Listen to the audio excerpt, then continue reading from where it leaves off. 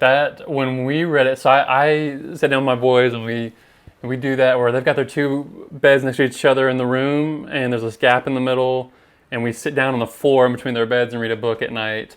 Um, and we read your book, and I thought the same thing. Like, of course, now hearing it from you, that makes way more sense. But like, I'm like reading it, and I'm like getting to the end of it, and it's making me think about how I present myself to my kids. And it's a really simple read, right? It's a very, basic, simple read, but it's got great illustrations. And of course, it's great too for our boys to be able to read it that way Yeah. with their ages. But I finished the book, and the 5-year-old Owen turns and looks at me and he goes, "Oh, that's you." And like it almost like didn't click till the very end for him. And of course, the 3-year-old, he was just like superhero, like he just like Yeah.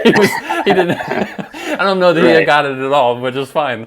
Right. He enjoyed the book himself, but yeah, I would say that's totally relatable in a sense to where yes, you're reading something for your boys to enjoy, and they enjoyed it, but it made me think about where I was as a dad in their lives, about how I'm presenting myself to them, and really thinking about this whole perspective of like they're going to grow up so fast, Yeah. and what am I doing today to set them up with how I'm Yeah. showing how I live my life, right? Yeah. Yeah, for sure. And as you're talking, I'm like, man, that probably even applies to what we had just been talking about in terms of me as a designer and what, I'm probably thinking these people think I'm terrible designer. They probably think these illustrations in the book are bad. But when in reality, the story that you just tell, really communicates to me and tells me like, hey, I am capable.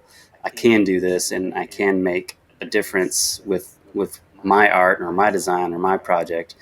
So the lesson is universal. Hopefully, people will kind of grab onto that and just apply it to where they're at in their life.